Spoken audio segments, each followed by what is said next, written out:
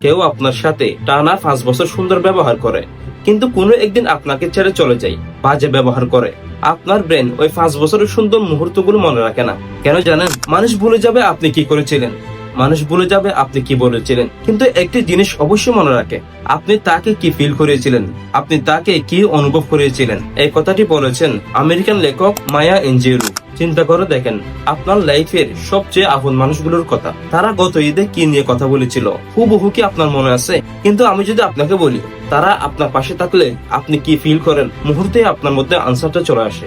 শান্তি লাগতো, বোরিং লাগতো, এক্সাইটিং লাগতো, নাকি সব সময় ছোট ফিল করতে হতো?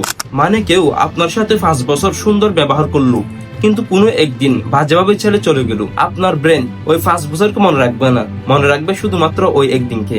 এটাই হচ্ছে হিউম্যান ব্রেনের আসল খেলা। আমাদের ব্রেন তার নিজের এনার্জি সেভিং এর স্বার্থে ডিটেলস ভুলে যায়, কিন্তু মনে রাখে শুধুমাত্র ইমোশনটা, কারণ ইমোশন সেভিং সহজ। দেখেন আমরা কি বলবো তা নিয়ে ঘন্টার পর ঘন্টা চিন্তা করি, কিভাবে কমেন্টে জিতবো, কিভাবে ফ্রেন্ডের মধ্যে জিতবো, আত্মীয়দের সামনে কিভাবে নিজেকে বড় করে দেখাবো, তা নিয়ে আমরা চিন্তা করি। কিন্তু আমার কথাগুলো শুনে সামনের মানুষটি কি ফিল করতেছে তা 1 সেকেন্ডও ভাবি না। কিন্তু সবচেয়ে বেশি ম্যাটার করে এটি, হাউ দ্যাট পারসন ফেল্ট। ফিলিংটাই স্থায়ী হয়। তো প্রশ্ন হচ্ছে, আজকে আপনার সাথে যাদের দেখা হচ্ছে তাদেরকে আপনি কি ফিল করাচ্ছেন? আপনার উপস্থিতি কি তাদের জন্য শান্তি নাকি বোঝা? প্রত্যেকটি মানুষের জীবনে এমন কতগুলো মানুষ থাকে যাদের সাথে কোনো স্মৃতি মনে থাকে না, কিন্তু শুধুমাত্র নাম শোনা মাত্র তাদের মধ্যে একটি ফিলিংস কাজ করে।